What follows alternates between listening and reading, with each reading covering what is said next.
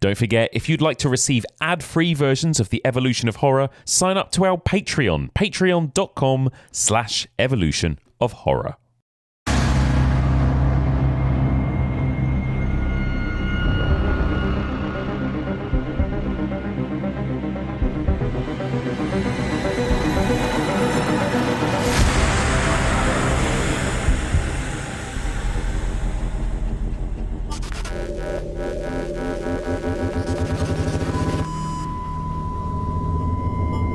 In 2011, writer and journalist Charlie Brooker began writing his own anthology TV show.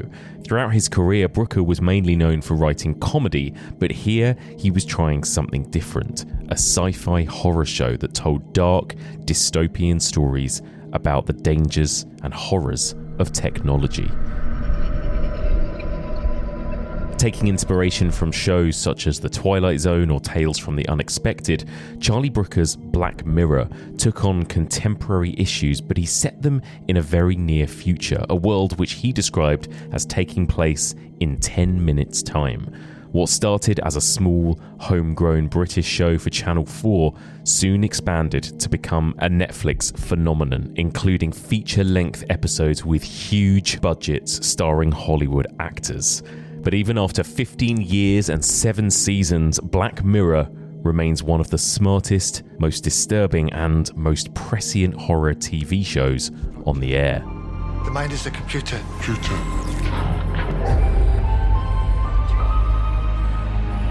Suddenly, you're not just more receptive. You become a receiver. Join me as we continue exploring the evolution of man-made monsters, and we discuss Charlie Brooker's dark, dystopian sci-fi anthology, Black Mirror.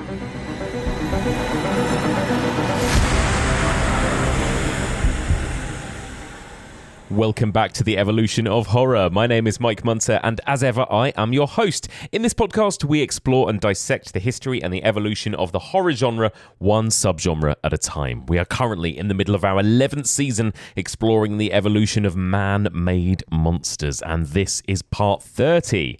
In this week's episode, as that intro suggested, we are diving into one of the bleakest, darkest TV shows out there, Charlie Brooker's Black Mirror.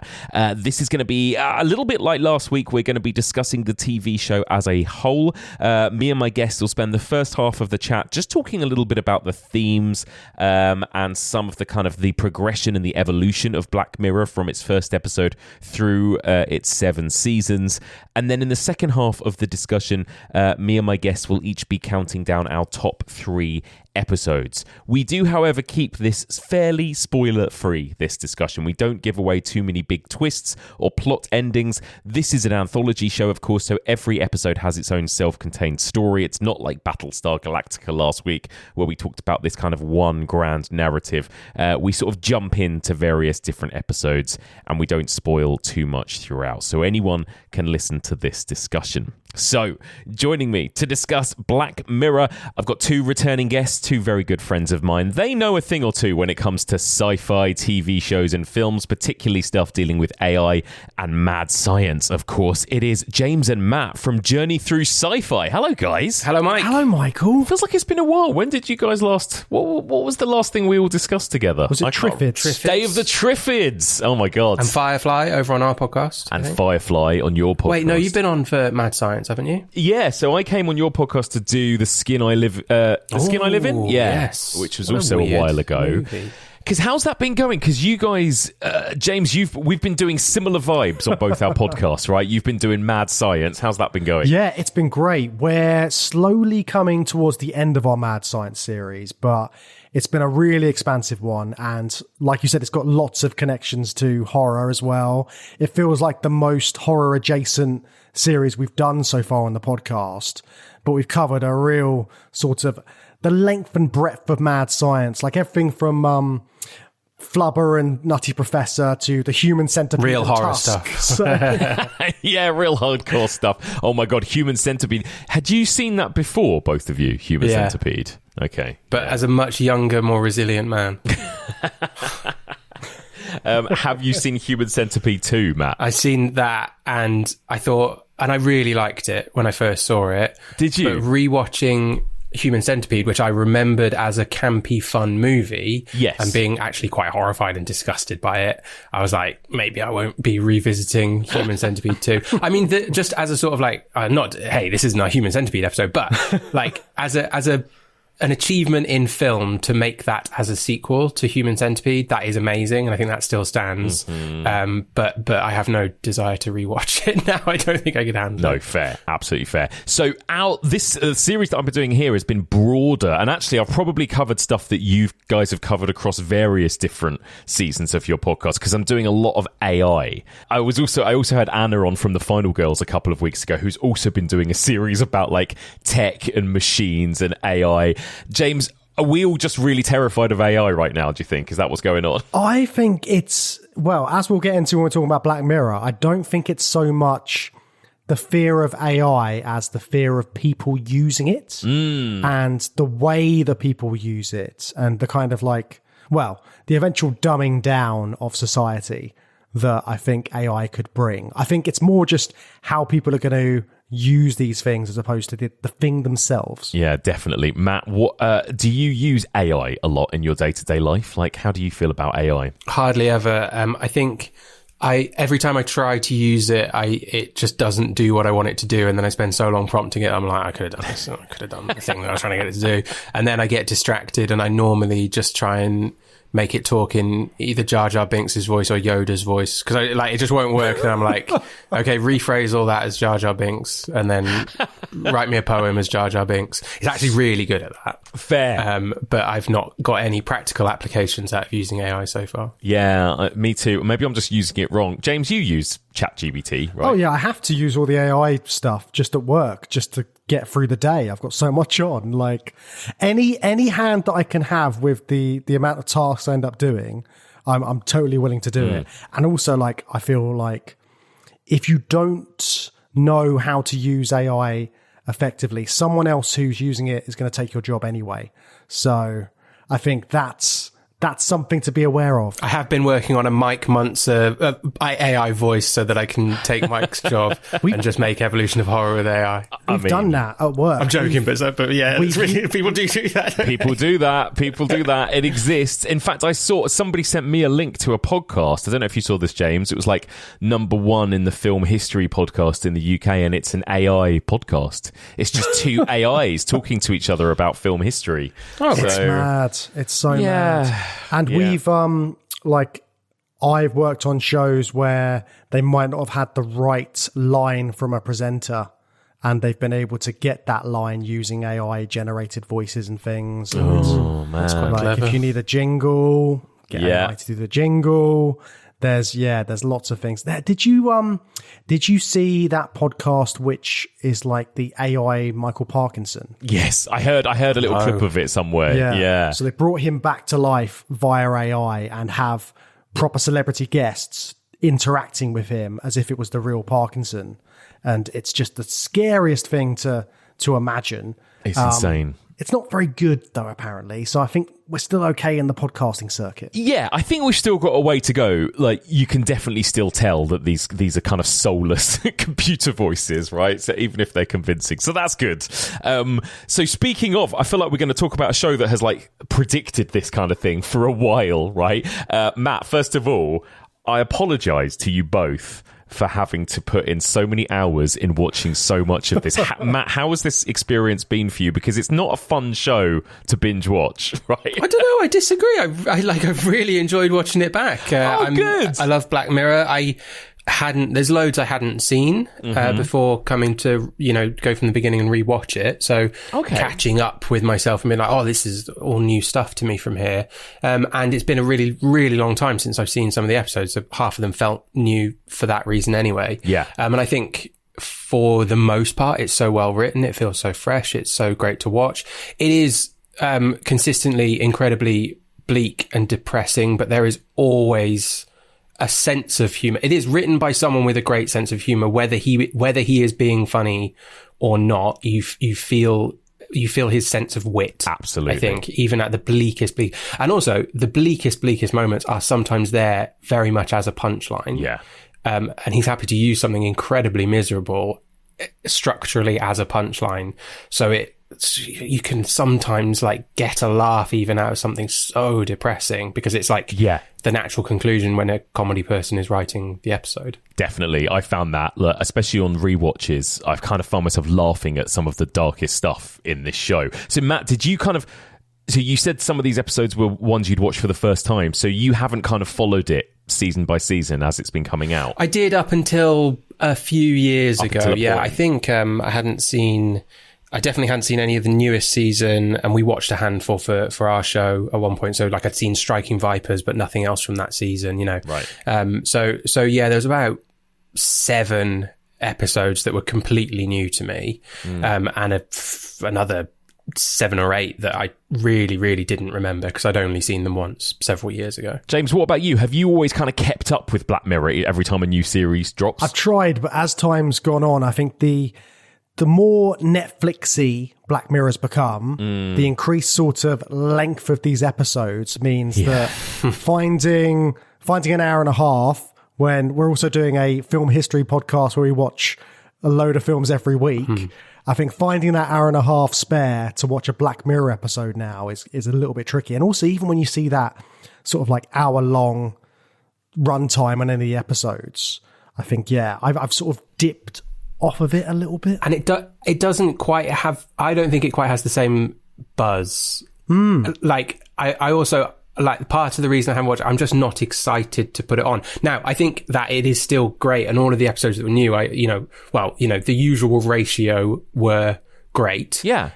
So I don't think there is a decline in quality, but just something about like the excitement level of a new series of Black Mirror hasn't been there for me. I don't know if you feel the same. I think that's true. I think maybe it's a bit less of an event now when there's a new Black Mirror season than they used to be.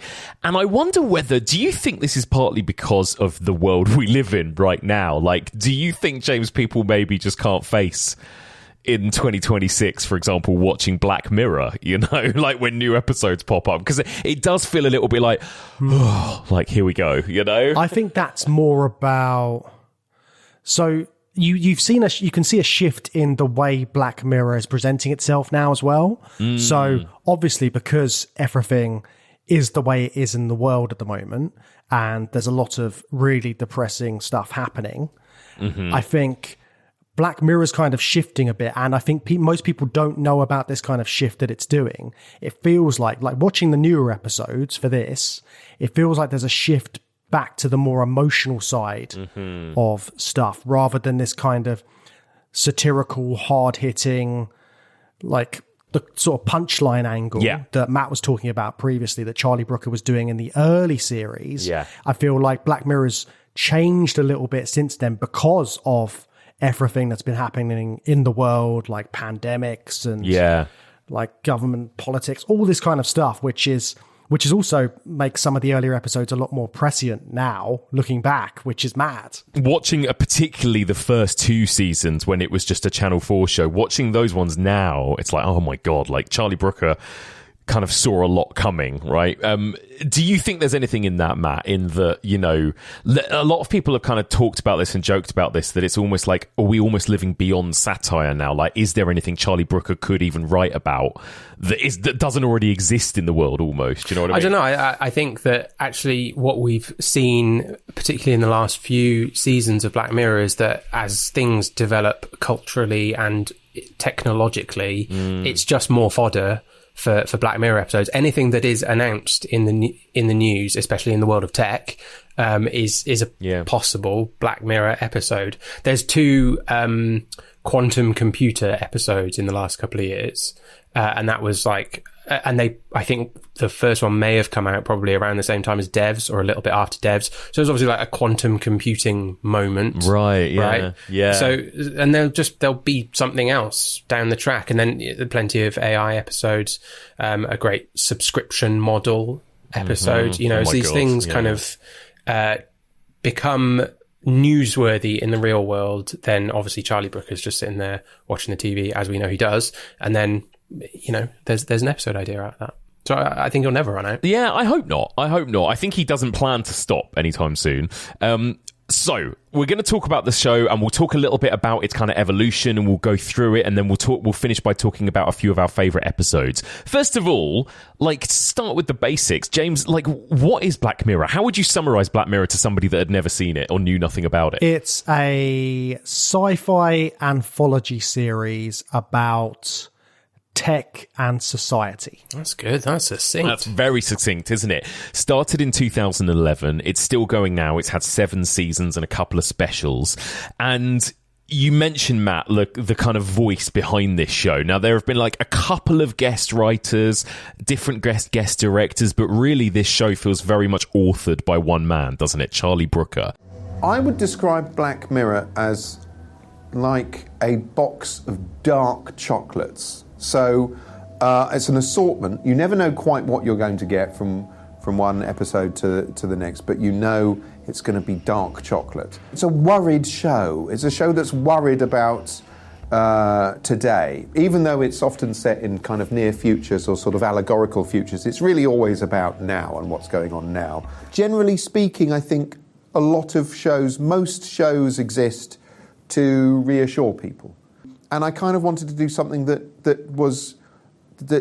would actively unsettle people. Matt, how familiar are you, or were you, when this show started, with Charlie Brooker and sort of his work, his reputation, what he had done before this? I absolutely loved Charlie Brooker back from the BBC4 Screen Wipe days. We used to watch that, me and my housemate Liam at uni, and yeah, we just absolutely loved him. I thought I had several of his books, and I was looking for them before this recording to see, and I think I might have given them away to charity shops because I don't know if you've reread his writing from the mid-2000s. It's all very well written, but he writes so much about just whatever was on TV that week. And I'm like, can't remember this person from Big Brother. This doesn't really translate. But yeah, I absolutely loved him. He did Dead Set. That felt huge. That was a big step. And Nathan Barley. Yeah, I think, you can almost see these shows as stepping stones now, can't you, towards Black Mirror.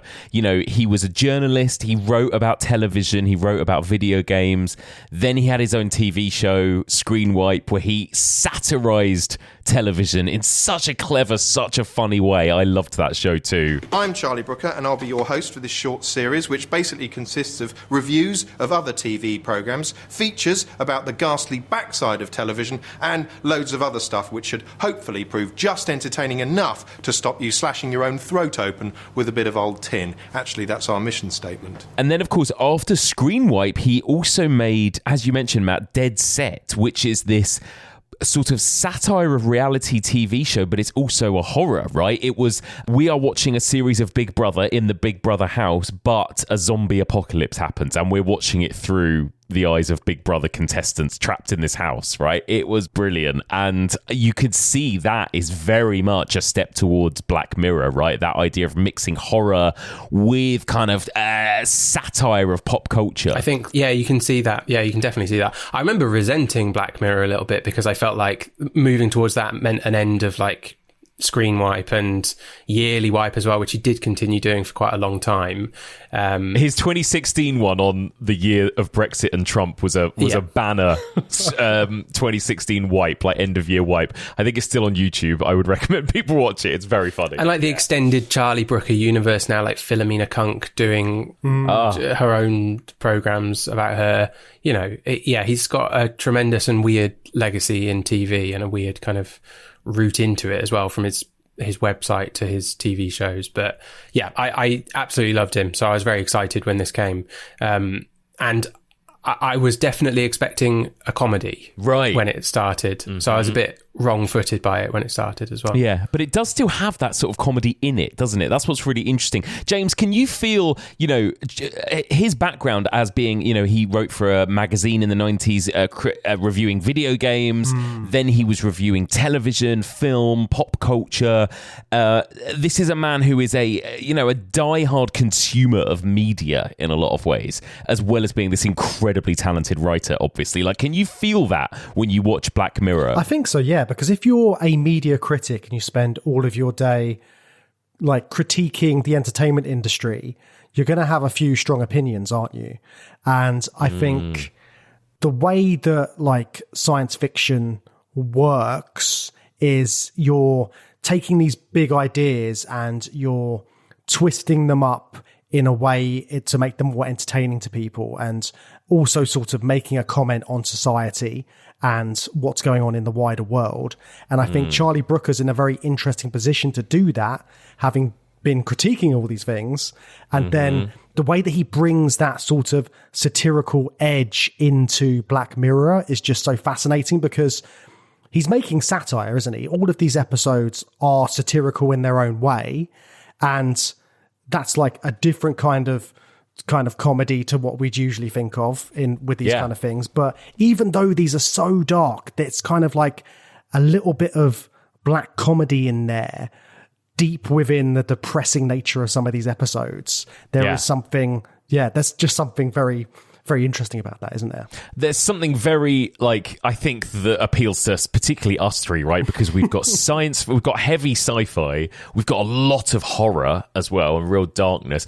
Also real, like, scathing or, like, quite smart satire of, like, television, the television industry, film industry, like all the kind of and video games too, like all the kind of nerdy stuff that people like us are into, essentially, right? So it ticks all the boxes. Do you think, could you ever imagine, Matt, this being written by other people? Like, would there ever be a point when Charlie Brooker is like, I'm going to step back, just be the showrunner, and let new teams of people write Black Mirror? Or does it have to be his voice, do you think? I don't think it has to be his voice. Not to jump too far ahead in what we want to talk about today, but one of my absolute favourite episodes of this is the only one that doesn't have a writing credit. Wow. For Charlie Brooker. So I do think his voice is really important, and I sort of respect the fact that he takes as much time as he needs between seasons to write as many episodes that he wants to write, or whatever he's agreed with Netflix, don't know, but there's big gaps, and that allows him to be the kind of main authorial voice, and I do respect that, but I can't ignore the fact that the only one he didn't write is absolutely brilliant and one of the best. So I think there is a world where other people are brought in. I just think it's clear that he doesn't want to do that. He could surely do that if he wanted to. He does work with other writers in collaboration, but he chooses to be a writer, or at least story by Charlie Brooker on every episode. Yeah, definitely. I remember once I got to work with him at the BBC because he hosted the film show for a while that I worked on. Wow. And while he was in the middle of writing, I think season 4 of Black Mirror, like the second Netflix season, and he looked exhausted, and he was like, I haven't slept. I stayed up all night writing a script for an episode, and it was shit, and I threw out the entire thing, and I've started it all over again. And I think at that point, that was when he moved up from 3 episode seasons to 6 episode seasons for Netflix, and I think he was feeling it, like that pressure, because I mean, these are like big ambitious ideas, aren't they? So in a way, I'm kind of glad that the series has slightly slowed down. We only get a new series every 2 or 3 years at this point, I think, right? Are we going to speculate what that season 4 episode was? Yeah, I wonder. What was the one? Horribly rude. What was the? Well, so what you mean? What was the one that he wrote fresh as a replacement? That he threw out and had to start from the beginning. Because we'll never know whatever the idea was that he threw out, right? So, you think he completely binned an idea? I think he. I think he started an entirely new idea, basically. So B-sides, lost episodes. Yeah, exactly. So let's get to. I want to start. I think it's really interesting to look at particularly the first season of the show from 2011, which was only 3 episodes, and they are all 3 are so distinct and have their own personality and kind of really set up what Black Mirror is in a way, because the first episode, National Anthem, which has become so famous, right, which in a way, James, this is the story obviously that's very much kind of feels like it's almost set in the present day. It's kind of political story. It's about a princess that gets kidnapped, right, and then the kidnapper basically releases a video saying that the Prime Minister, played by Rory Kinnear, has to fuck a pig live on telly in order to save this princess, essentially. Jesus. There's only one demand, and it is a simple one. At 4 p.m. this afternoon, Prime Minister Michael Callow must appear on live British television on all networks, terrestrial and satellite, and have full, unsimulated sexual intercourse with a pig. I don't understand. The video ends with a series of technical specifications for the broadcast. Why are you doing this? This is a joke, right? Ha ha, Mike, ho ho. It's real. They want me to have sex with a pig. Live on television this afternoon. What a way to set up the tone and vibe of this new drama with this insane, absurd, dark story, right, James? It's mad. And this was one of the first episodes that I introduced this show to my girlfriend. Oh. And I put this episode on. She was like, oh, I've heard about this one. I've seen like things about it. And I was like, yeah, it's the one with the pig. And I don't think she really knew what she was getting herself into when we put this on. And you're right, though. It's such a interesting way to open this anthology series as well, because it doesn't feel like it's not futuristic tech. It's very much in the present day of the time it was produced. And it's all this, the main sort of horror is coming from the way this snowballs, this idea that he's got to go and perform a sexual act with a pig or else this princess is going to get killed. And the way that social media grabs it. And that's the scary thing in this, just how big it gets and how many people are watching and how many people want to actually watch it on the TV. There's people in pubs watching this. Yeah. Can you imagine going to the pub and watching the Prime Minister having sex with a pig on live TV? I can imagine it happening. The pub. That's mad, though, isn't it? Like, it is mad, and you know, this is the funny thing. As absurd as this story is, there was some stuff that came out in the news a few years later, right, about the Prime Minister at the time. So there were some funny parallels and connections as well. Just a picture of Prime Minister David Cameron pictured last year visiting a farm. However, he is now at the centre of allegations, including drug taking and debauchery with a pig during his years at Oxford University.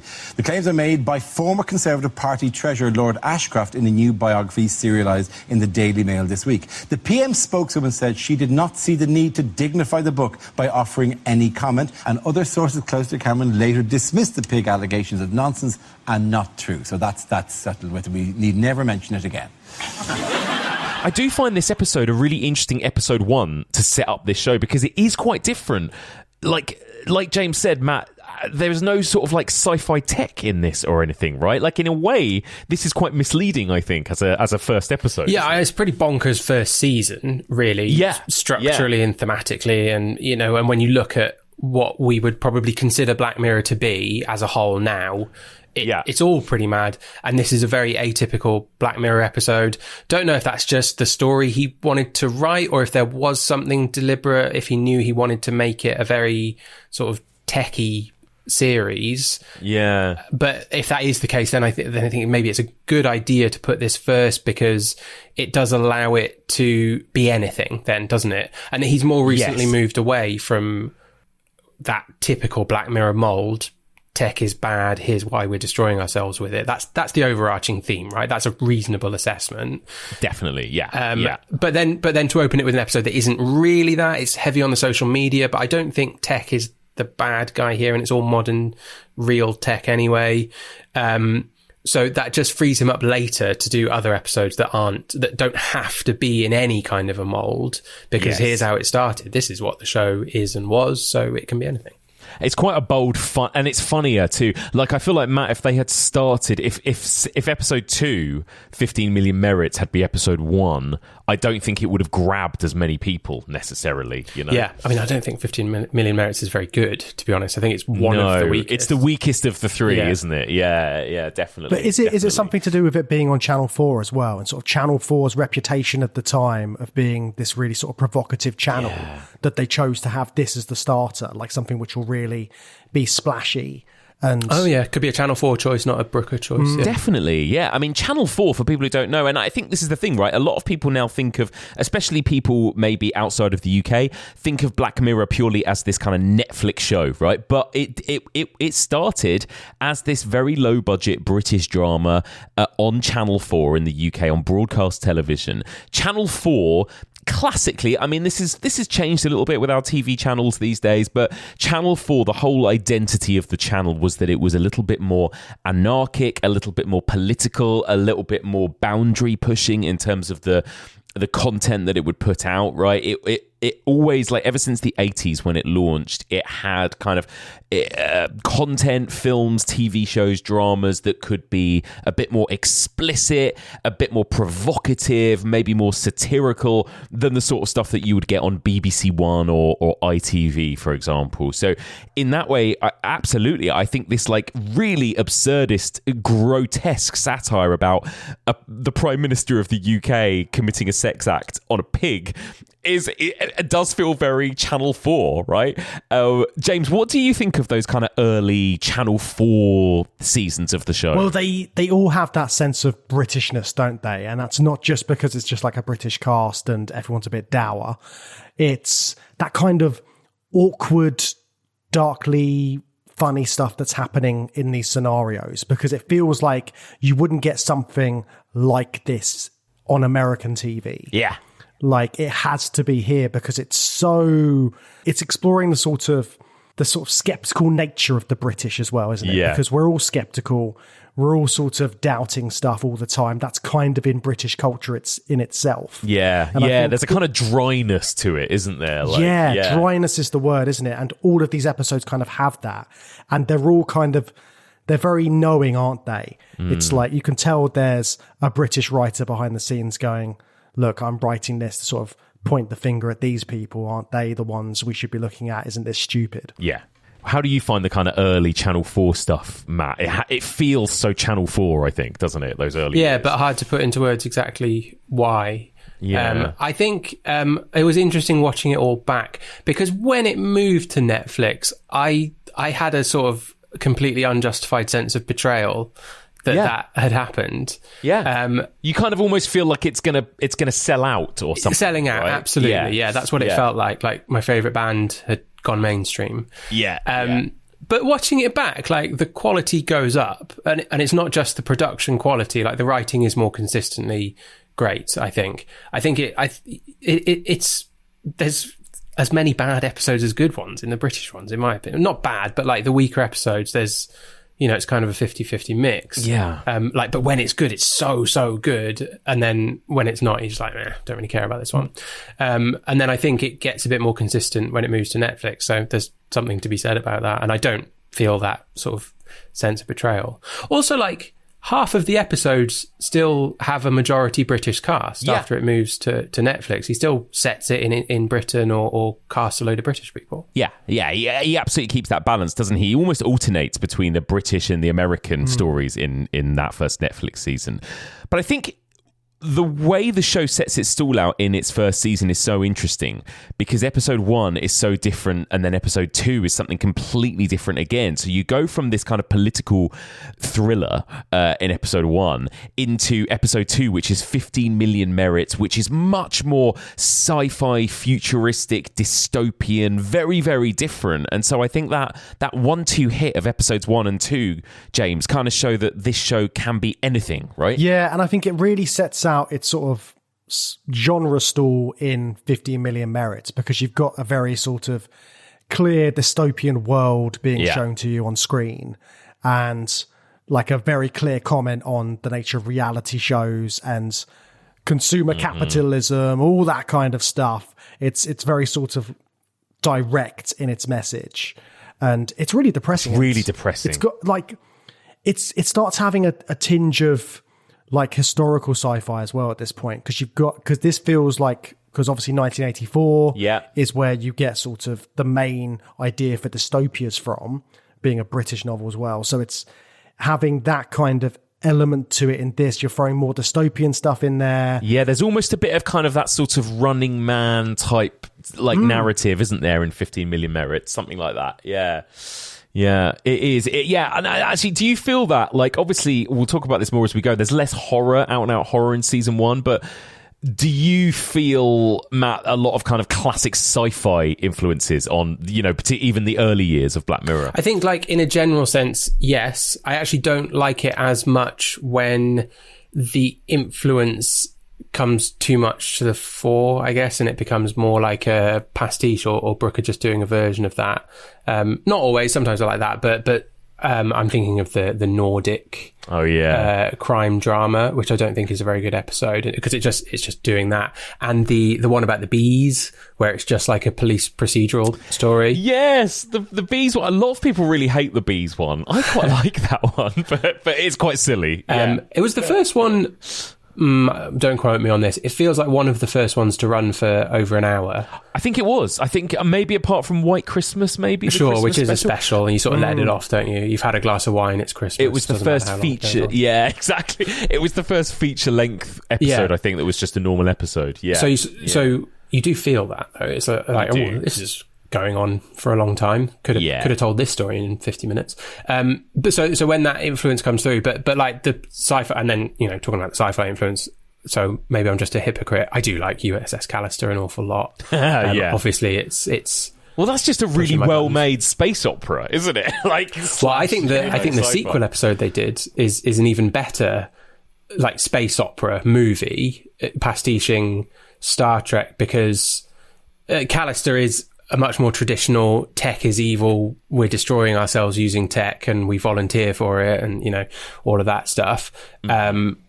Whereas the sequel is like, well, they've established the universe, so they just do a Star Trek, half a Star Trek movie inside that universe, and I really loved that. I like them both, but I loved that it was able to just be enjoying the Star Trek, because the Star Trek is actually where a lot of the horror comes from in the first episode. Yes. So it's not. I'm like, Starfleet's not like this, guys. It's too dark. Yeah. How do you find the horror, James? Does this show scare you? I think it depresses me more than anything, if I'm honest. It's more just kind of disturbing and upsetting, isn't it? It's very disturbing to watch, but it does make you take a breath and have a real sort of think about everything that's going on screen and reflect afterwards. And I think that's what makes it so hard hitting. And you talked about the sci-fi influences and sort of the horror as well. I would say the Twilight Zone, you have to mention that in the same breath as you mentioned Black Mirror, because it's got that DNA in it, hasn't it? Like Charlie Brooker's basically trying to be British Rod Serling without appearing in every episode. Yeah. Exactly that. I guess that's right. We haven't even mentioned it, but it is part of a long history of anthology shows, right? Outer Limits, Twilight Zone, all of that kind of thing. Tales of the Unexpected. It's very much kind of chiming with that kind of stuff. I would say we get the first out and out horror episode probably in season 2 with that episode, The White Bear, which is where a woman is sort of being chased by people and everyone's filming it on their phone. How do you find that, Matt? Do you think Charlie Brooker is good at doing sort of traditional horror? Like we talked about Dead Set as well. We had to go at the zombie apocalypse. Like, is he good with horror? Do you think? I think so. I mean, I want to get your opinion on that, but I do think he is. White Bear is an interesting example of one that left a really strong impression on me when I first watched it. Then when I came to re-watch it, and there's a few that hinge on a massive twist. Yeah. And they don't particularly hold up, in my opinion, on a second viewing. If you remember the twist, everything is a bit like in service of the twist. Yeah. So once you know how it's done, you know how the magic trick's done. I wasn't too fussed about watching it again. But there's good horror in that, really good horror in that one. The glyph that then becomes like a recurring thing. It's very spooky. Yes. And you've got that sort of like just the folk horror vibe of the audience watching everyone, and it's the horrible. First time you watch it, you just can't understand it. And then the reveal is still really great horror as well, because suddenly it all clicks into place. It's not folk horror; it's incredibly believable and realistic. This is a mob. This is a mob baying for blood, and that's all very believable. Yeah. Mike? What do you think is like the best horror? Or is that going to be your top 3 later? Ooh, no, actually, I don't know. I think, no, maybe not, actually. I think maybe the White Christmas episode, actually. I think that's got some really good scary horror in it. There are a couple of others that are in my top 3, actually. But I think generally he does a good job at horror. You can tell Charlie Brooker knows and likes horror in the same way that he knows and likes sci-fi, I think. And you can feel it, even when he's paying quite obvious homage to certain classic horror films or subgenres. He does it really well. And I think, again, it's just that like meanness and cruelty of Black Mirror that even if it's not like, jump scare scary, it's still really upsetting and scary to watch in a lot of ways. Yeah, he really has like a limitless capacity for cruelty towards his own characters. Yeah. In a way that I think audiences wouldn't stomach if it wasn't an anthology series. You've got no stake in these characters beyond the hour or so you spend with them. Yeah. So watching them utterly destroy themselves or someone they love dearly or whatever, or have unimaginable psychological cruelty inflicted on them, can still be played for a little bit of a laugh, even because it's anthology. You know, it's just like they're sort of disposable people, which is even something that he gets into thematically in some episodes in an interesting way. But yeah, just limitlessly cruel to imaginary people that he's come up with. What do you think of, like, Matt mentioned the kind of the glyph that you see in the White Bear episode that then reoccurs, and people have these theories online that all of the episodes take place in the same universe, and people have like put together a timeline of the chronology of Black Mirror, and one event might lead to the next. Do you buy any of that? Do you want to believe any of that stuff? I mean, I've looked at it, but I think you're better off thinking about it as alternative universes, because there's so many bits which have little Easter eggs in referencing different episodes. Like there'll be a Waldo news report or something like that. Yeah. And there'll be lots of things on different TV screens. There'll be posters up of various people. Like you might get Miley Cyrus's character pop up in something. There's all these, it's very self-referential in that sense. And I mean, the museum episode, the Black Museum, does go down that route, but I think you'd be foolish to try and link them all up, because there's just so much going on. And also the differences in tech and the different things that are happening. I mean, it feels like a lot to try and connect them, but I think that's great. I think it's great when fandom can try and find these kind of links to something, and it just gives you kind of a renewed sense of like, oh, this is just for me because I've spotted it. And I think that's great when you've got a show like that. I think Brooker knew full well what he was doing. It's absolute nerd bait, some of that stuff throughout most of the show. I think, and around the time of Black Music, and a lot of the time it's like a news chyron. So that is like, that's classic Easter egg stuff, doesn't mean anything. But sometimes it's quite explicit, you know, like if this politician gets elected, then Metalhead happens, right? That's quite explicit. That's on screen. That's not like, that's more than an Easter egg, I think. But I think it's interesting that, like, I mean, he knows what he's doing. I think he said about Black Museum, like, oh yeah, it's all set in the same universe and here's Black Museum. And then a few years later, he was like, oh yeah, it's not really, like, don't worry about it. Because you don't want to do that. You don't want to tie your own hands up. It's stupid. Then you can't make, like, Beyond the Sea doesn't really work if you, all of the ones set in the past don't really work if you're trying to set this timeline. Although, I mean, that one about the politician, that's from one of the past ones. But, you know, you're just tying your hands in an anthology series if you commit to, like, it's all one universe. Yeah. But I think some of them explicitly are in a shared universe. It just doesn't matter if the next one you watch isn't set in that universe. Also, I think, like, James, one of the things that I always really appreciate is how good Charlie Brooker is, or maybe it's the directors or the production designers or the prop designers are at, like, designing the tech, like the kind of fake tech that you get in these episodes. Like, there's something about them that always feels really believable and like very much like just ahead of what we actually get almost as well. I think it's because it's all very simple when it comes down to it. It's based on that kind of real technology. It's like an app or a sort of social media server or some sort of quantum computer, like Matt said. It's always kind of rooted in something that could happen, or some sort of technology that is just on the brink, because it's like, what do they say about this? It's like looking 5 seconds into the future, or something like that. Yeah, it's like the day after tomorrow is what we're seeing. Yeah, right. Absolutely.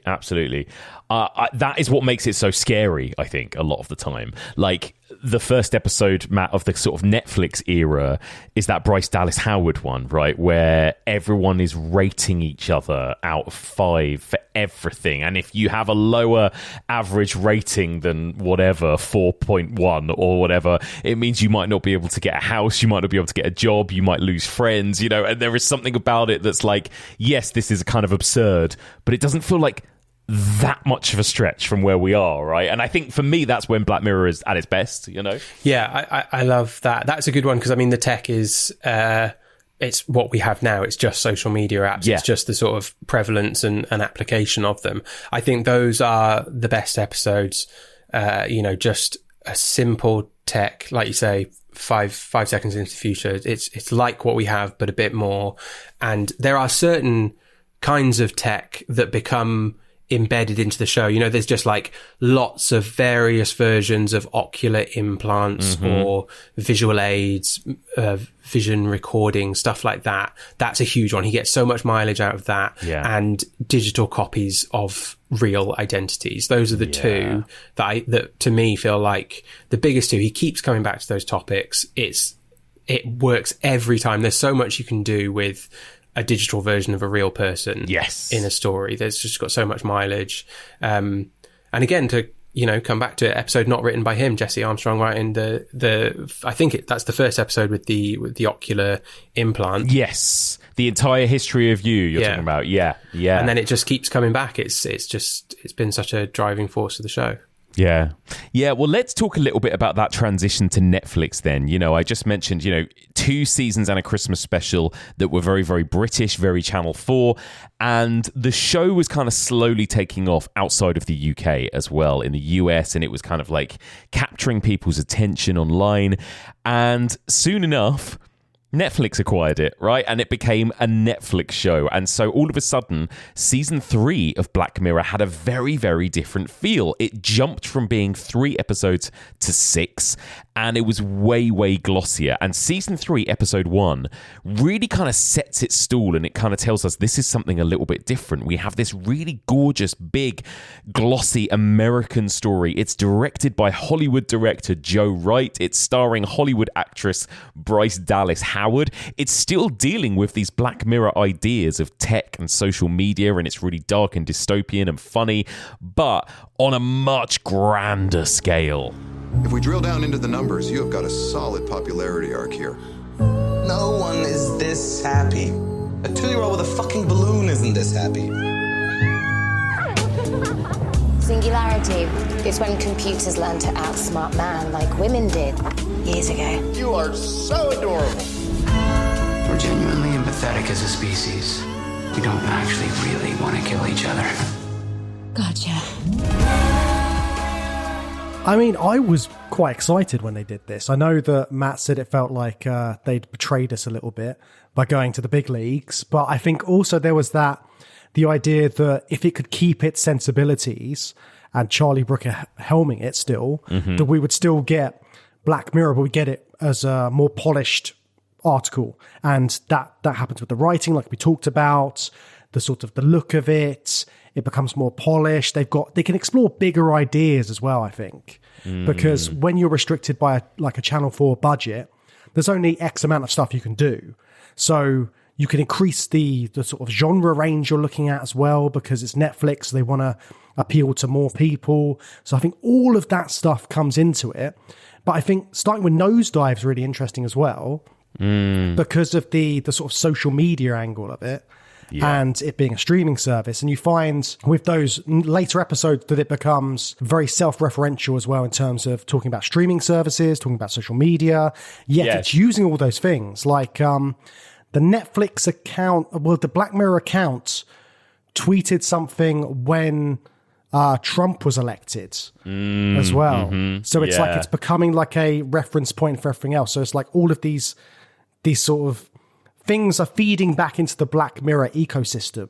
It's sort of social media presence, its work as a streamer as well. Well, yeah, it became a brand, didn't it? Now people use Black Mirror as an adjective, as a people go, oh, this all feels a bit Black Mirror. Oh my God, I feel like I'm living in a Black Mirror episode.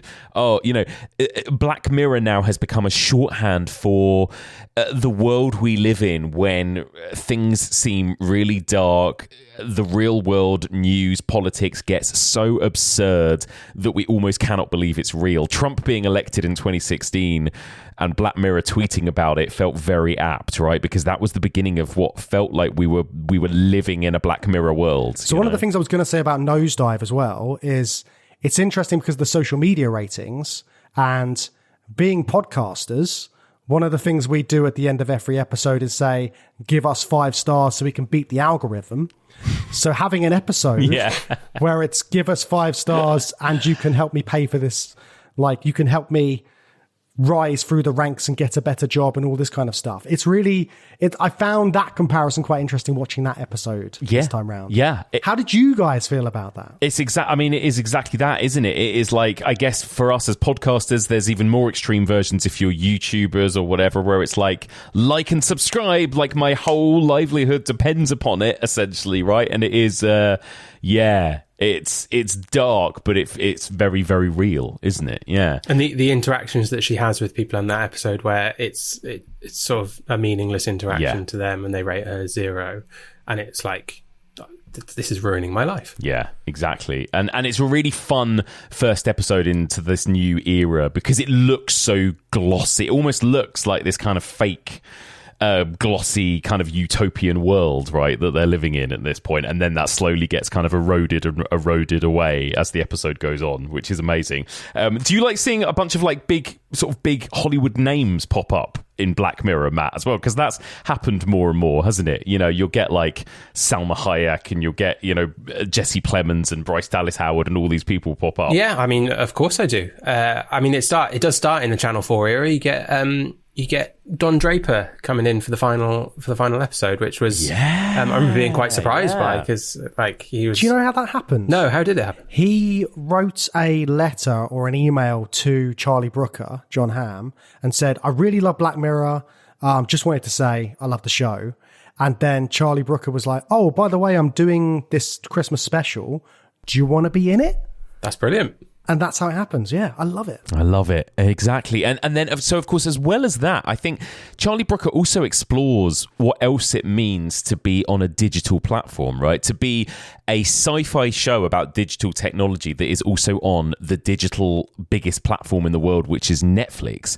So he experiments a bit, and he has a bit of fun, and he also kind of pokes fun in that very Charlie Brooker screen wipe way. He pokes fun at Netflix in a lot of episodes. Joan is awful.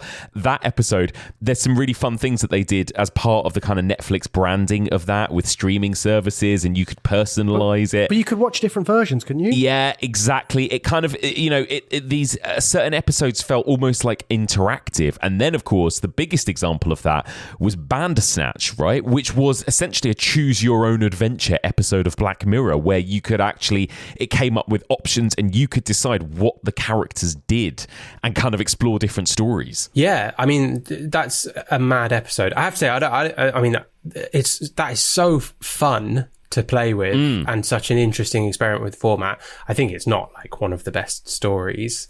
No, it's an experiment, isn't it? Yeah. But like an incredible thing to do. I can't believe that they just binned it off. I had to watch it because I didn't actually watch that when it was originally out, and then they binned the whole thing out of existence. So I had to watch it in a really weird way to make it work online. But I didn't know that it disappeared. That's really sad. They got rid of that. They got rid of everything that works this way. So there's an episode of Unbreakable Kimmy Schmidt that does this as well, where there's a trial, and I think you decide how the trial plays out.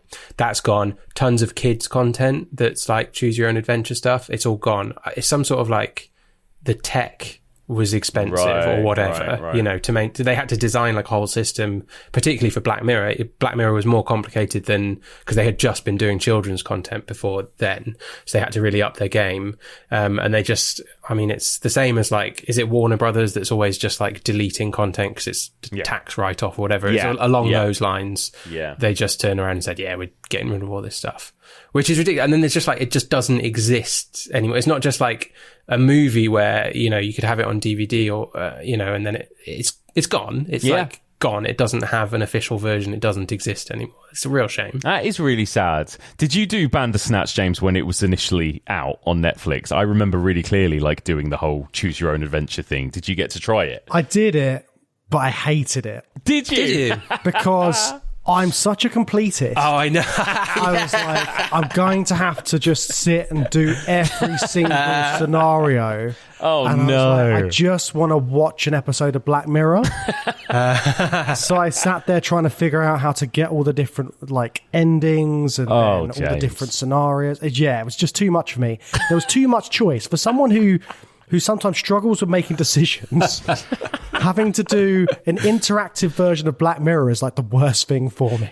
It's quite well constructed. I feel the same, James, but it's actually really well constructed for people like that. The way it loops you back to a certain point and then gives you like a 5-second recap of where you were before. It prompts you to go back to rediscover the thing that you hadn't seen. If you finish the film, it will take you back to the point where you last made a choice or last made a significant choice. It's really well, it's not just like the writing of the plot, but the plotting of the plot points and the choices is incredibly well done on it. So you kind of can rattle through.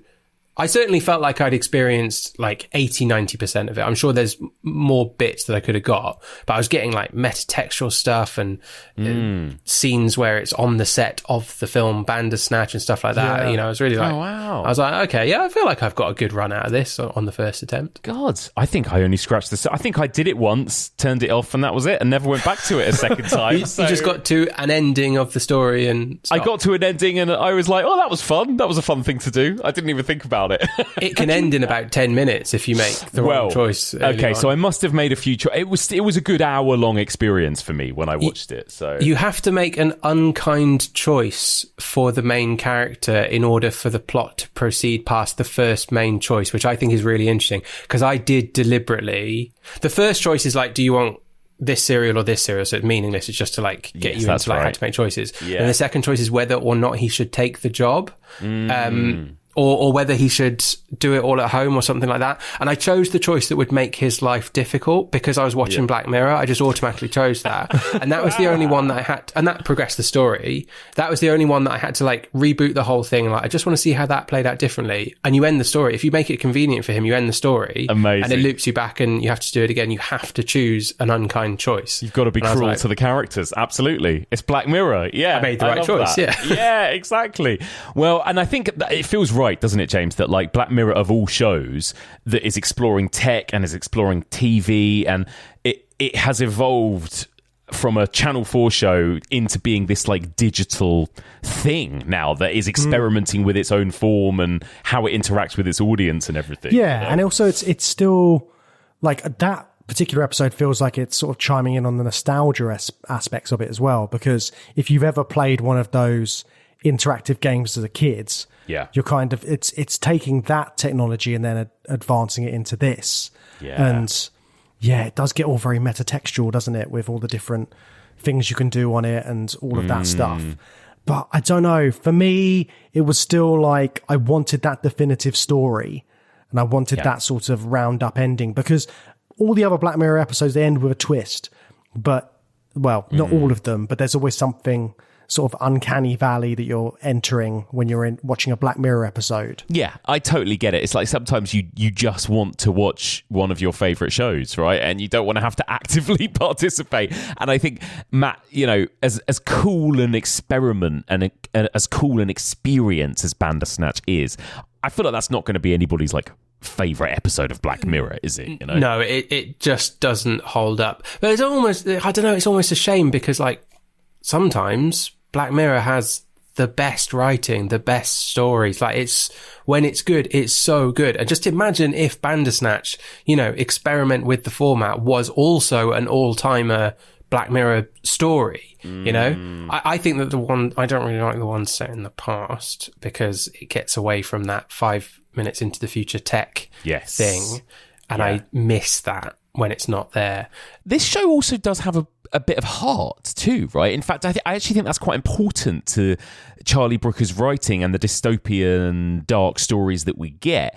You know, I've talked so much on this podcast about how horror is the genre of empathy, right? You need to care about the characters in order to be invested. And I think he's very good at writing couples, writing romances, writing friendships, family dynamics, characters that we could believe and care about in order to then be extremely cruel to them and put us through all of this horror and trauma, right? But again, season 3, the first Netflix season, had in some ways a game-changing episode. We won't go into it now because I think it's going to be in one of our top 3s, but it is generally considered everybody's favourite episode of Black Mirror, and it was the first one that actually had a very uplifting, romantic, kind of happy ending and happy vibe to it, right? Which is so interesting. Like, do you think, Matt, is Charlie Brooker good at that side of things, the kind of the heartfelt, wholesome side of things? He is good at that, and it does break the format a little bit, but I think it's fair to say that everybody likes it when he does that. Yeah. Because that episode is universally beloved. Yeah. I think it's because I like the fact that it's an unrelentingly bleak show. And I say unrelentingly, but I guess it's the moments where the bleakness does relent just a tiny bit. Yes. As an experience of the whole show, that's so pleasurable. You know, it's a sense of relief. Like, oh, that one was just nice. Yeah. God, that's good. And because he's a good writer, the writing is as good as anything else he's doing. Yeah. That you don't see there's no dip in quality just on the grounds that the tone has changed. So you can just experience that, and it's beautiful. I don't think he should do it any more often than he does. I'm trying to think if there is another genuinely wholesome episode, but... Do you remember, I don't know if you watched it on this most recent rewatch, you guys, but do you remember there's an episode called Hang the DJ where I really like that one. Keep going on dates over and over again, and then it turns out they are sort of part of an algorithm or something, right? They're like part of an app's kind of like working out if these two... It's like World on a Wire. Yes, it's just like World on a Wire, yeah. Sure. That's it. Sorry, Mike. Sci-fi. No, I like it. That's a German VR... a very long TV movie, very good. But yeah, about people in a digital world, sort of not a quantum computer because it's made in like the 70s, but it's really good. Right. I love Hang the DJ. I think that, I almost picked it for one of my top 3. I think and it's also a genuinely wholesome one. I think the only reason it gets overshadowed by San Junipero is the characters in that aren't real people. Yeah. It's a real story. There's real emotion there, but ultimately the end of the story is that they are digital copies of a sort of reduced level of sentience than the characters that they represent and stand in for. Whereas San Junipero, those are real human beings and that is their life story. So there's something really beautiful about that. It's transhuman. Whereas Hang the DJ is just a sort of brain in a box version of a human. But as you said, Matt, he's very good at making us care about brains in a box. Like there are a lot of stories like that where you go, oh God, like this is what it's like to be a brain in a box. So he's got all these levels of it, hasn't he? Like, so White Christmas is a brilliant episode because we know that's a real copy. That's a whole copy of a person's consciousness being tortured at the end of the episode. That's why that hits so hard, and it's established with the Una Chaplin character in the middle, and it hits hard for her as well. Whereas I think there's something about Hang the DJ where it's like, this is taking place in an app. I don't believe that these are perfect replicas of the brain. And there are hints about it when you figure it out, like they don't even notice that there's no boundaries to the world that they exist in. So they're obviously like simplified versions of a brain. So I don't think we can fall in love with them as much as the characters in San Junipero, who we recognize as a full working human consciousness inside a computer.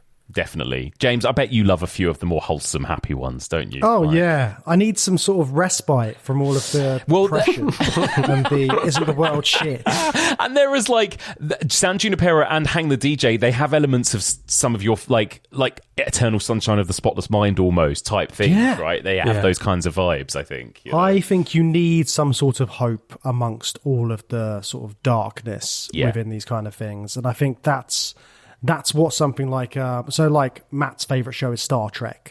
That's a very hopeful utopian idea of what the future could look like.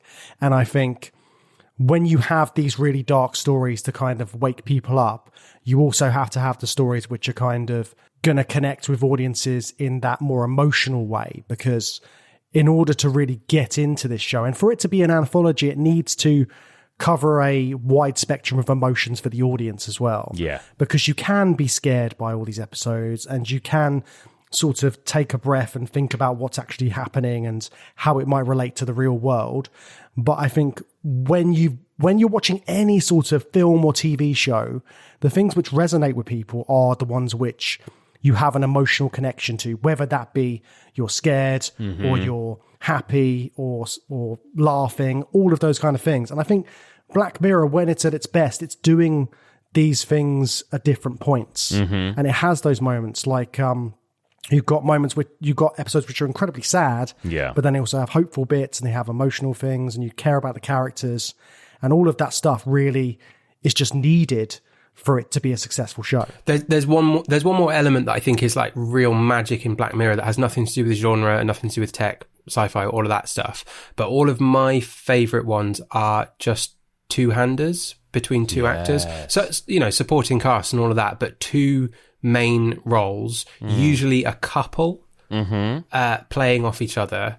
And he's very good at writing couples, actually. Yeah. Whether they are couples in a relationship or a pair who are not, like Striking Vipers is really good and they're not in a relationship there. But, he is very, very good at that. And it is just simple writing and boiling down and then bringing in, a really interesting near future sci-fi element, but pairing that with the most simple thing, which is just two humans interacting and being good at writing that. Mesh those two things together, and I think that is the magic formula of Black Mirror. Those are the ones that I love the most. We'll get to our favourite episodes in just a minute, but I just want to finish by talking about like the last couple of seasons, because I think the show has gone through some changes in its last couple of seasons. Again, Charlie Brooker is maybe trying some different things.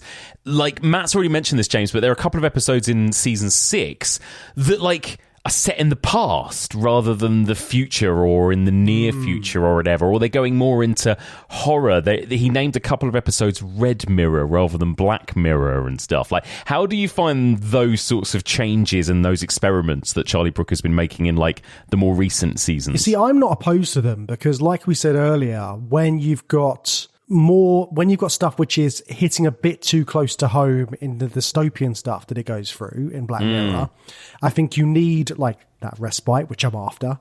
I think just changing the formula a little bit and having fun with it, I think can be an interesting way to move things forward.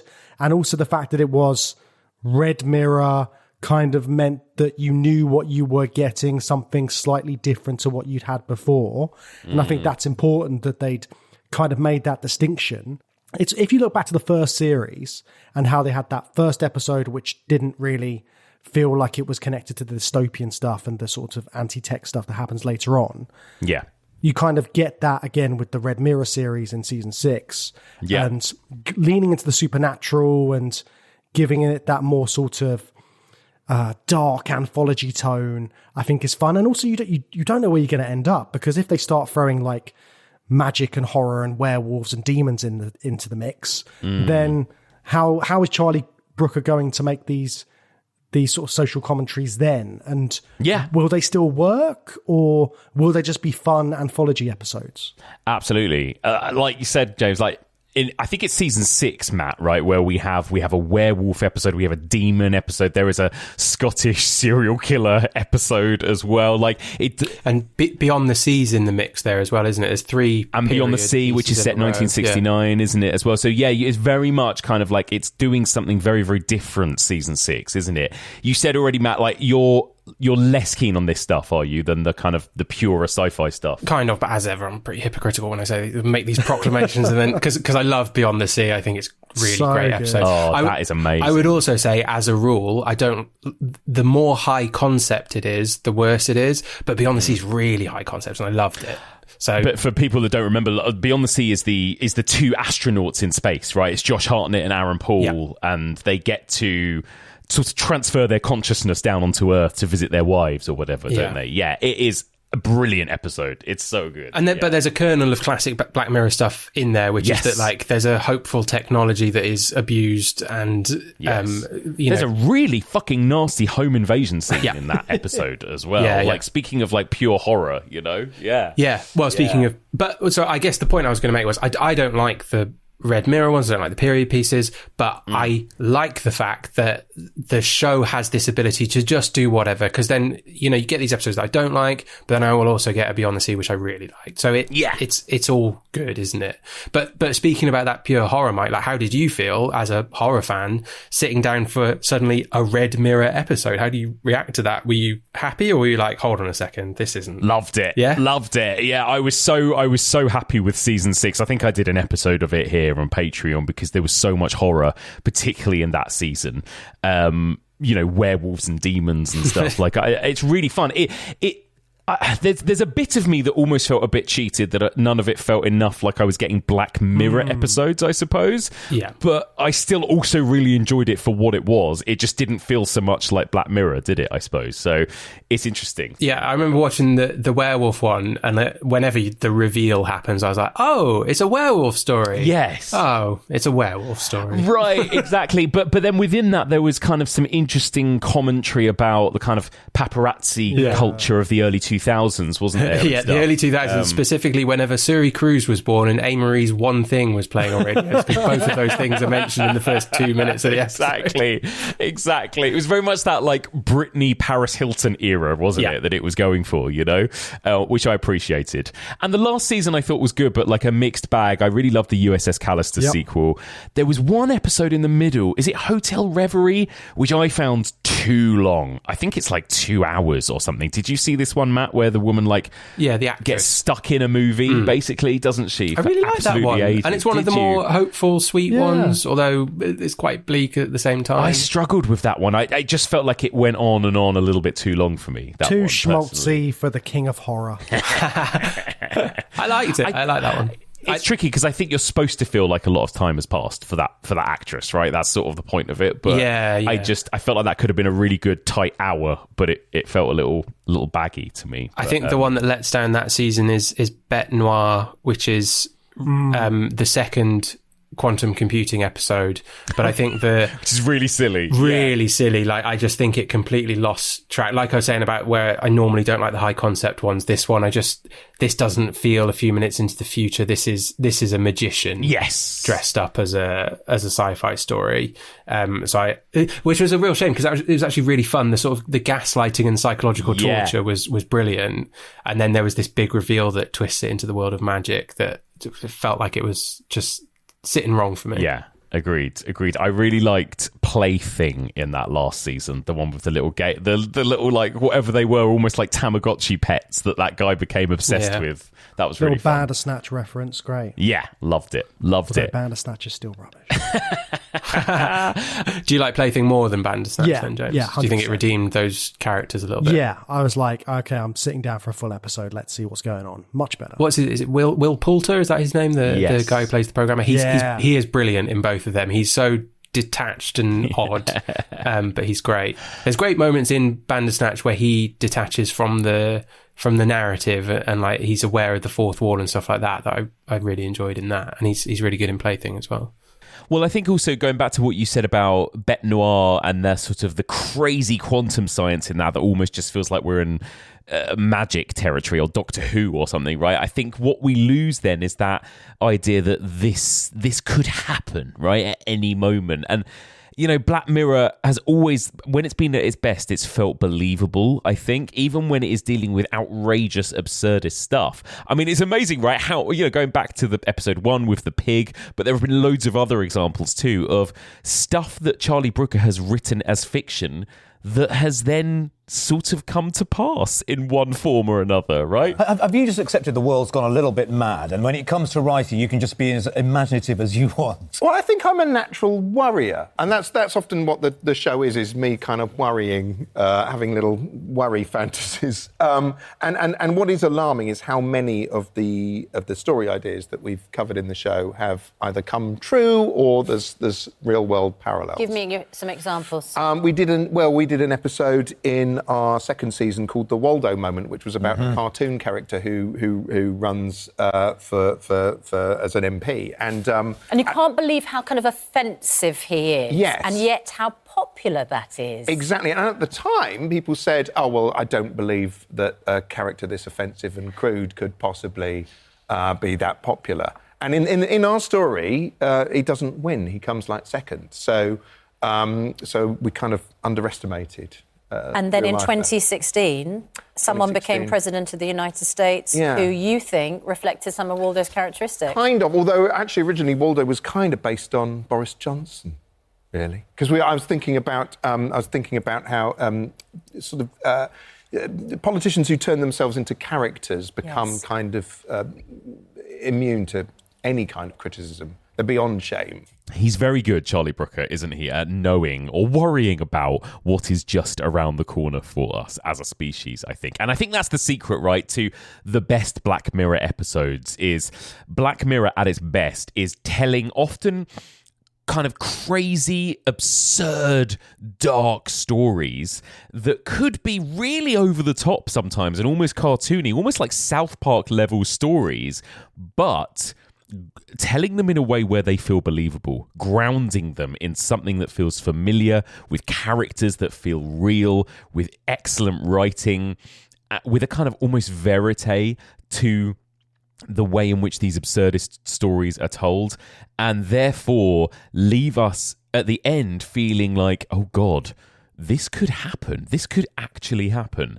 And therefore we're left feeling a bit sick and disturbed and terrified about the state of the world, right? And I think that is what best describes some of the best Black Mirror episodes. And so speaking of, we're going to finish this episode by talking about some of our personal favourite Black Mirror episodes, right? So I asked us each of us have compiled a list of our 3 favourites, or at least 3 of our favourites. We might share a few favourites, but we didn't want to overlap. So we've all made sure we've picked 3 different picks each. So let's go through our 9 favourite Black Mirror episodes. And the good thing about this, for people who haven't seen the show before, you know, you can watch these episodes in any order. It's an anthology show, so you can dip into any of our favourites at any point in any order. So we'll just go round robin them.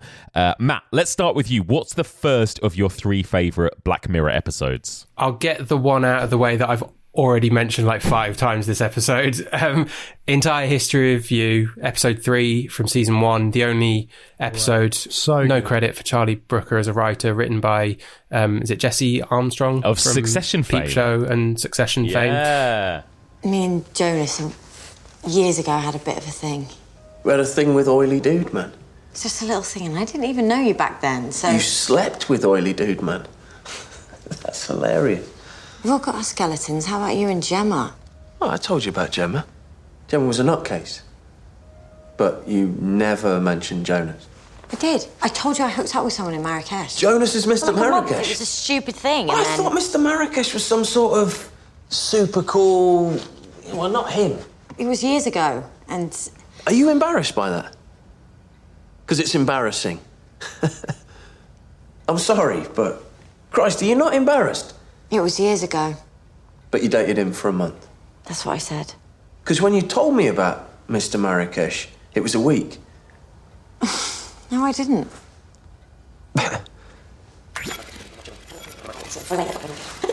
I just think it's a perfect episode of television. It's a perfect short movie. It's an absolute pleasure to watch this man just destroy his life, burn it to the ground for no good reason, because he just can't let it go. And the clever little believable tech that just enables all of his worst instincts.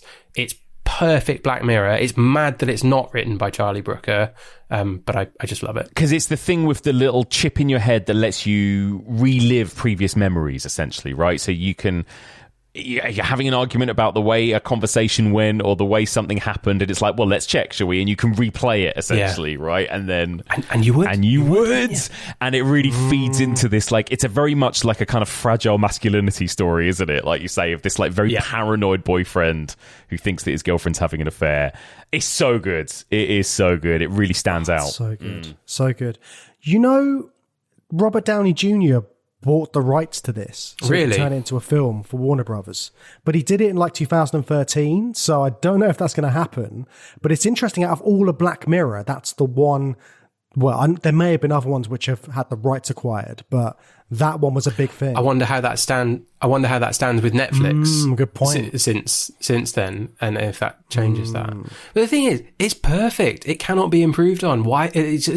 There's no need to remake it, and it's on Netflix. Everyone has access to it. Everyone. Yeah. So it's no need at all. It's a banger. So there you go. That's Entire History of You, Season 1, Episode 3. James, what's your first choice? White Christmas. We've talked about it already. I just think it's so good. It's like one of the first lengthier episodes of Black Mirror. It's still within that sort of British era, that Channel 4 era. It's kind of a sign of things to come with the sort of like American actors with John Hamm in there as well, and Rafe Spall as well. Like you said, it's a two-hander. Hello? Hi. I'm Matthew. I'm from Smartelligence. My job is to explain what's happening to you as best I can. Oh my God, am I dead? No. You're not dead. No one's dead here. How old did you say you were? 30? 29. 29, right. So you won't remember Xerox machines. Do you know what a photocopier is? What? Do you know what a copy is? As in a copy of something. Of course I know what that is. Well, that's what you are. A copy of... A copy of you. But I am me. Okay. The fact it combines 3 sci-fi concepts in one narrative is brilliant. I love that. Yeah, it's like a little like anthology story, isn't it? It's like a little portmanteau Christmas story. Yeah. Is it the first digital copy of a person story as well? So another really important one for the important tech of the series. Yeah, because they'll go on to develop that idea of sort of a digital copy throughout Black Mirror. So it's the first time you see that, and they explore it in several different ways in that episode, which are all really interesting. And it's kind of got this mystery about it at the start. You don't know quite what's happening. It's got this kind of ghost of Christmas, ghost story stuff going on where you've got these 2 people which are kind of stranded, talking about their lives. All of that is so good. And I think it's really memorable. And I wouldn't suggest watching it at Christmas if you want an uplifting thing to watch, but it's great. No, this one has got some of that classic kind of cruelty, Charlie Brooker cruelty in it, hasn't it? It's a really fucking dark watch, but it's a banger. Yeah, I nearly put that in my top 3 as well. That's White Christmas, the Christmas special. My first one that I'll go for is a really bleak one. It's Shut Up and Dance, Season 3, Episode 3. Do you remember this one? So this is like... That is your favourite. Well, I rewatched it recently and I was like, this is... I mean, it just really goes for it, doesn't it? I really like it. Creepy teenage boy, Kenny, played by Alex Lawther. Poor Alex Lawther, he's always characters. He's always the creepy kid. And he was caught masturbating on his webcam, and then he gets blackmailed, and they're like, we're going to show everyone what you've been doing if you don't follow our instructions. And he ends up, and he's like this like sweaty, shaking mess. Like, and you don't really know, well, I suppose you do, you know, this is obviously an embarrassing thing that's happened to him, but at the same time, it's like, he is a real mess for this. Like, what's going on here? He's going above and beyond. He's going above and beyond, right? And he ends up on this kind of wild goose chase across town. He ends up crossing paths with other people that are also being blackmailed, and they're all receiving text messages from this really sinister kind of hacker and troll. They filmed me. Filmed you? Through my computer camera. What, like filmed you? You're like... You know, doing it. Like sex? No, like, you know. Jerking off? Jerking off to porn or something? Well, everyone does that. The fucking Pope probably does that. But they're going to put it everywhere, like they're going to send it to everyone. I won't spoil it, but it all culminates in a reveal at the end, which is just like so unbelievably dark and fucked up. And everyone has a miserable, awful end to this episode, and it is like it ends with, I think, Radiohead exit music for a film playing while just like awful shit happens in a montage to various different characters. It's bleak, but I think it's one of those ones, a bit like you said at the beginning of our chat, Matt. It was like it goes so dark that it's kind of got an element of humour to it. Like I found myself chuckling throughout this whole episode. Yeah, it's the beats and rhythms of comedy, but used in incredibly bleak way. Yeah. I think it's the way Alex Lawther performs it as well. Yeah. Like he's amazing. He sells it. He's really, really good. Yeah. Oh, I can't believe you picked that though. That is. I know it's a really dark one, but I love it. So that's your next one, the pig one. Well, I thought I'd leave out the pig one, seeing as we talked about it already. But that is one of my faves as well. So there you go. Shut Up and Dance, season 3, episode 3. Matt, what's your next one? My next one is Be Right Back. So if you're watching it in order, which is really hard to do on Netflix, sidebar, it's really the order of watching it is annoying. Really annoying. But if you're watching it in proper order, you get this double whammy of just sad domestic dramas. And again, like I said, what I like is the simplicity of the writing. 2 characters, a couple playing off of each other, and this one's the one where the man dies and the woman is sold a puppet version of him with a kind of almost full AI consciousness copy of him uploaded into it, but he is not quite right. Would you like me to put some food on? Do you eat? No. I mean, I don't need to. I can chew and swallow if that makes it easier. Don't worry about it. It's fine. You look well. Well, I am young. I mean, you look like him on a good day. The photos we keep tend to be flattering. I guess I wasn't any different. That could play for horror, but it just plays incredibly sad. It is a classically bleak episode. It's really depressing. I think it's one of the saddest episodes, actually. And my next one might be the other saddest one. It was just something about this one. Like, it is just an episode about grief, essentially, isn't it? It's like about loss and grief, and like that idea of like if you lose someone you love, but their social media presence, their like text messages, their voice notes, their photos are all still left behind, and it deals with that in such a fucking sad, bleak way, doesn't it? And like Entire History of You, like, you know, if someone explained this technology to you, you'd say that sounds bad, but also you could imagine, oh, I could fall for it though. Yes. If you caught me at the right moment and sold this to me, I would fall for this. I could see this happening to me in that world. Yeah, definitely. And that just makes it more painful, more excruciating to watch. Yeah, you believe it, don't you? I think that was one of the first times I saw the actor Domhnall Gleeson as well, and he's excellent in that. Brilliant in everything. He's brilliant in everything, exactly. And Hayley Atwell as well. She would have probably been in Marvel movies. James, you'll know this. Had she been in Marvel movies at this point?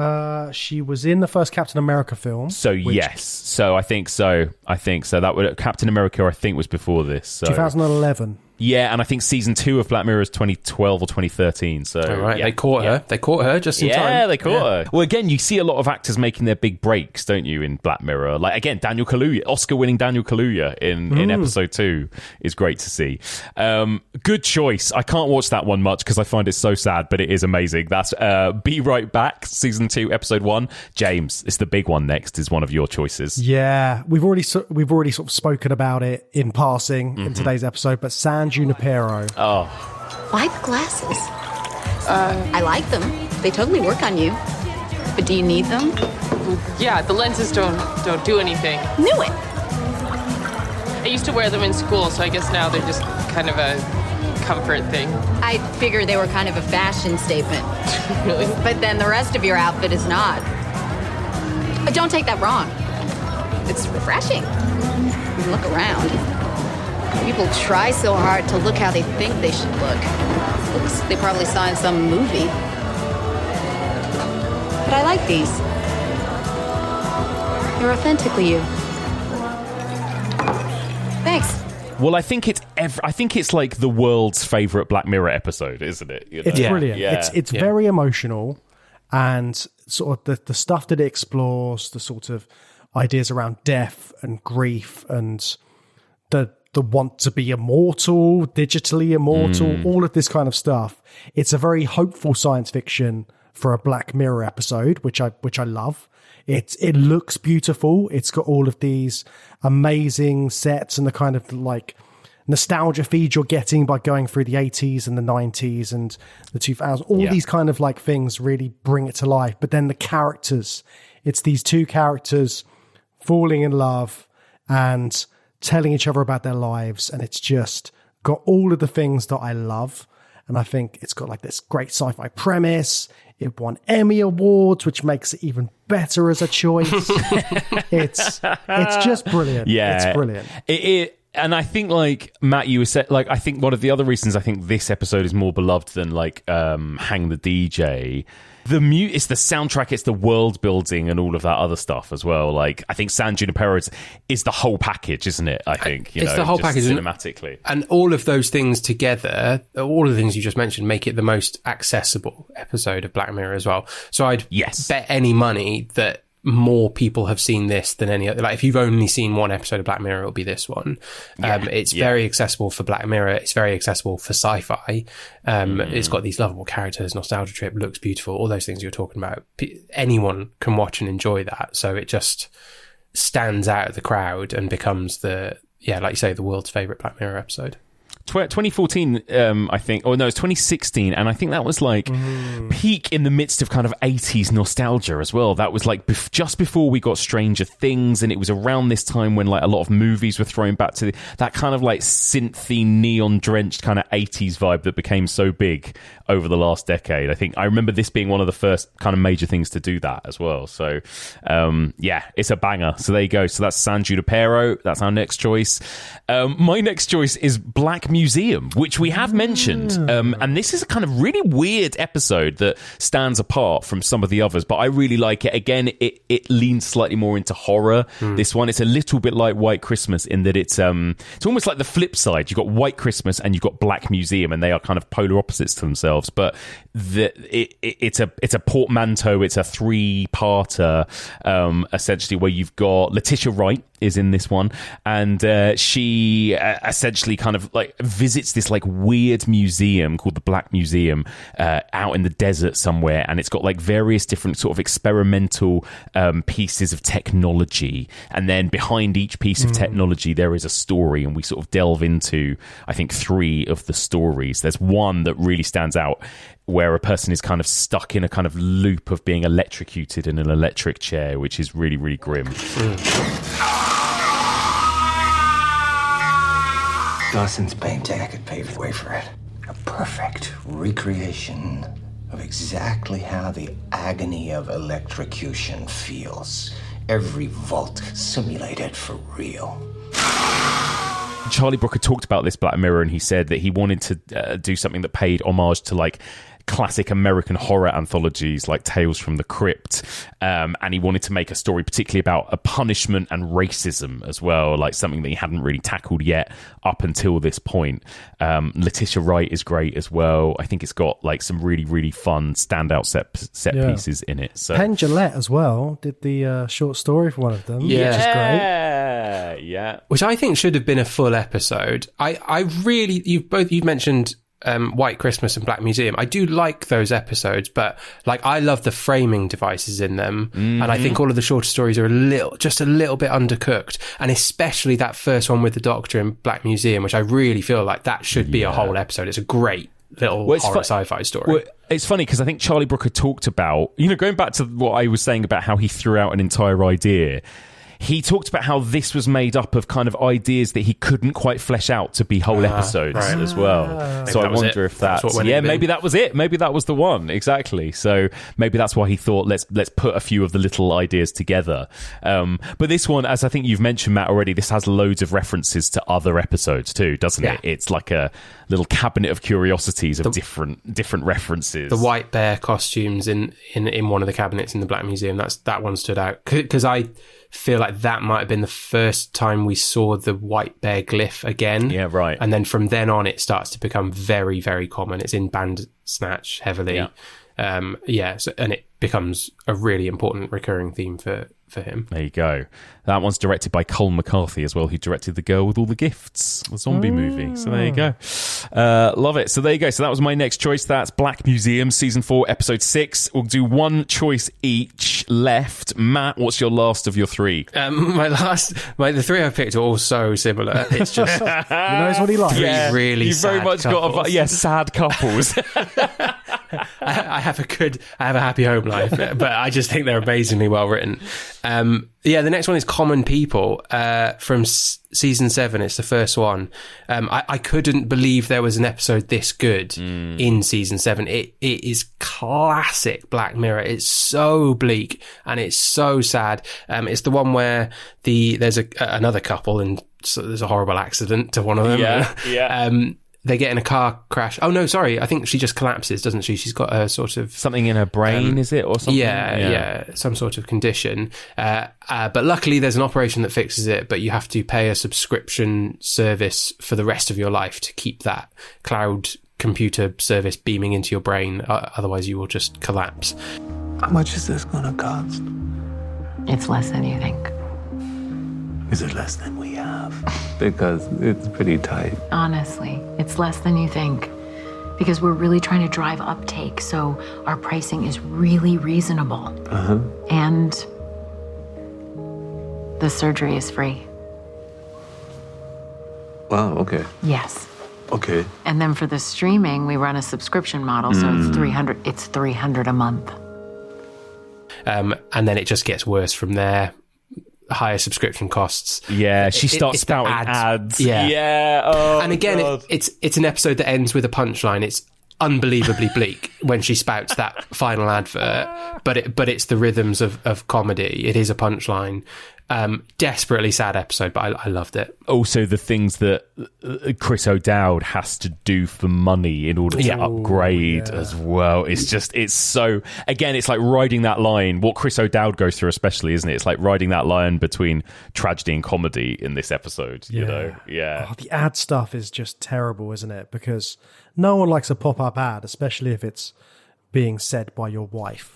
Yeah, and that she doesn't know that she's doing it. There's something extra horrific about the loss of bodily autonomy on top of everything else that she's going through. It's really horrific. And just that whole idea of healthcare being treated like a subscription service as well. It's so horrible, isn't it?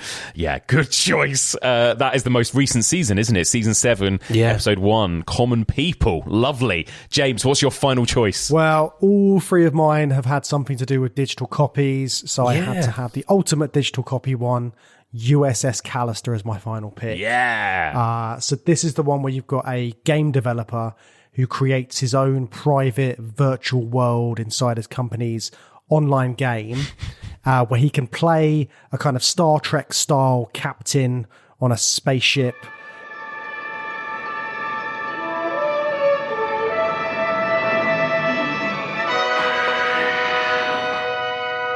Captain Daly? Port. It's a non-Federation vessel. Jumped straight out of white space, right in front of us. Valdak. That can't be. My data scan indicates a heavily armored Gorgon dreadnought, vessel ID number 9864321. Thank you, Dudani. Valdak must have hijacked it from the Fermi hub and tracked our position. And he's made digital copies of all of his co-workers so he can play out his fantasies. And yeah, it gets very dark with the stuff that he does to the rest of his co-workers throughout this. And it was so good, it got a sequel. It was amazing, wasn't it? I loved it. I loved the way that he combines like the tropes of just like fun, cheesy space operas with like the really horrendous kind of incel-y, toxic cruelty of Black Mirror as well. Psychological horror that's going on throughout. Yeah. It's so good. Yeah. And on top of that, Star Trek tropes. So best of both worlds. Love it. Love it. And Jesse Plemons as well. Jesse Plemons is so good in those episodes. Yeah, he's amazing. So good. Excellent choice. Season 4, episode 1, USS Callister. And yeah, the only one with a sequel too. I love it. And then my final choice. So my theme has definitely been the dark, fucked up horror ones, because my final choice... We've all been so consistent. We have, haven't we? We've all been very on brand, haven't we? What's your last one, Mike? It's one of the Red Mirror episodes. It's Demon 79. Oh, yeah. Really weird. This episode does feel so different to everything else. Written by Charlie Brooker, but alongside Bisha K. Ali, and it's set in 1979, and we follow this woman called Naida, played by Anjana Vasan, who people might recognise from We Are Lady Parts. She's amazing, and she works at a department store. There's a lot of kind of really horrible racism in her small town. There is the growing popularity of the National Front and this kind of toxic conservative leader who is like running for prime minister as well, and all of this kind of social political stuff going on. Meanwhile, she comes across a demon, or she sort of summons a demon, and the demon tells her that she must kill 3 people in as many days in order to stop the world from ending, essentially. And it is like a really batshit, high concept, kind of magical genre story. It doesn't really feel at all like Black Mirror, but I thought it was a good one to choose just to show the kind of scope of how different this show gets as it goes on. Hey, come on, what's the matter? Alright, I've got to be honest, I lied about going away. Probably a bit much for this realm. Just a sec.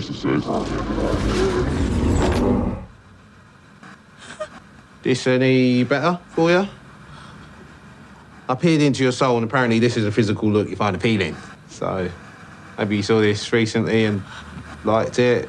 It's got that mix of kind of almost kind of at times quite absurdist humour and real horror and some nasty gritty political stuff, and then in the classic Charlie Brooker way, it ends on like a really dark punchline where it's like, holy shit, at the very, very end. There's something that happens, and I think it's accompanied by Simon and Garfunkel's, or Art Garfunkel's Bright Eyes, and it's like really, really fucking bleak. And it's just an episode that's always stuck out to me since the first time I watched it. So, yeah, there you go. That's my final choice. That was season 6, episode 5, Demon 79. There we go. So on brand. I know. So on brand. I like the sad ones. You like the horror ones. Yeah. James likes digital copies of people. Very on brand for me. Amazing. Well, there you go. I guess I want to finish by asking you guys like what you think the future of Black Mirror is. Like, do you think this show can keep going on and on? Will you welcome it when we keep getting new seasons of Black Mirror? James, are you going to keep welcoming new seasons of Black Mirror? I think if it carries on like pushing the envelope with the stuff that it's talking about, the sort of social commentary angle, I think that's really important to a good Black Mirror season. Yeah. I think they could experiment with sequels. I'm quite happy for them to do that. Maybe less of the interactive gaming, maybe more of the different genres. I think all of that kind of stuff could make the future Black Mirror seasons like really stand out. And also, like, I do feel that Charlie Brooker doesn't have to take it all on himself. I think we've already established that some of the best episodes are ones where there are other writers like chiming in or taking the sort of the lead. And I think that could be the future of Black Mirror in a different way. Obviously, Charlie Brooker would still need to be involved in some shape or form for it to be Black Mirror. But I think getting more voices in there could be an interesting way of doing that. Yeah, I agree, actually. Matt, what about you? What do you think? What would you like to see in terms of the future of Black Mirror? I don't know, because I think it depends on what happens in the world of tech, really. Yeah. But I think I'm happy to see where it goes, and I'm confident that there'll just be a limitless supply of things to talk about and think about and create. And I don't mind the episodes that I don't like, because it allows the show to carry on and spread its wings and go in different directions, and amazing things come out of that. So I welcome the ones that I don't even like, because that's the nature of an anthology show. You get a total mix. So I like the fact that he's doing stuff like Red Mirror, because it, like I said earlier when we were talking about National Anthem, it just allows the show to not be totally boxed into this tech is bad and we destroy ourselves with it vibe. Although that is, I do love that, but it's better that it's not limited to any one thing. So whatever's happening in the news and in the world of tech or otherwise, you know, there's stuff to be mined for Black Mirror episodes. Love it. Amazing. Well, guys, thank you. This has been so much fun. Just before you go, remind people where they can come and find Journey Through Sci-Fi. What have you guys got coming up? Anywhere you get podcasts, of course, or you can find us on patreon.com/Journey Through Sci-fi for all of our bonus content. We'd love to see you over there. Yep. And we've got a website, journeythroughsci-fi.com. We're on all over social media, @Through Sci-fi or @Through Sci-fi Pod. We are closing out our Mad Science series very soon, and we'll be announcing our next season before you know it. That is all very much in the works. So keep a lookout for that. In the meantime, catch up on the Mad Science series, catch up on the other series. We've covered all different subgenres over on Journey Through Sci-Fi. We've got AI, time travel, space, VR. We mentioned a bit of our VR. We've got space opera. We mentioned that as well. Mike's on all the time as well. If you just want to listen to the Mike episodes, I'm on all the time. Exactly. It's kind of like my list of Black Mirror episodes. I'm on all the horror-centric ones. Yeah. Amazing. Guys, thank you very much. Bye. Thank you, Mike. And there we go. That's it for this week. Thank you so much for listening. And one more time, a massive thank you to my brilliant guests, Matt and James from Journey Through Sci-fi. Oh man, I love Black Mirror. As bleak as it is, it's so damn watchable. I love this show so much. Loved getting to discuss it with these two. Let me know your thoughts on Black Mirror. Are you a fan? What are some of your favourite episodes? Are there any episodes that you love that we didn't even mention throughout this week's episode? Get in touch. You can email me. I'm on evolutionofhorror@gmail.com. You can also find this podcast on Instagram and Facebook. And you can find me, Mike Muncer, on Instagram and Blue Sky. If you want to get ad-free versions of this podcast, you can sign up to our Patreon, patreon.com/evolutionofhorror. There you'll also get bonus episodes every single week. This podcast is part of the EOH network. You can listen to our other sister podcasts, The Detective and the Log Lady, a Twin Peaks podcast, Hammer Time, a Hammer Horror podcast, and Carry On Up the podcast. All of those can be found wherever you get your podcasts. So, on to next week then, and after 2 weeks of discussing television shows, next week we're moving back into a lovely double bill of sci-fi horror films. Next week, I'm going to be joined by James Rendell, and we are going to be talking about 2 Ridley Scott movies. Technically, they are Alien prequels, but I think they are actually more interested in exploring AI, androids, creationism, and the Frankenstein myth. So feel like a very good fit for this season. It's Prometheus from 2012 and Alien Covenant from 2017. Join us next week for all of this and more on the evolution of horror.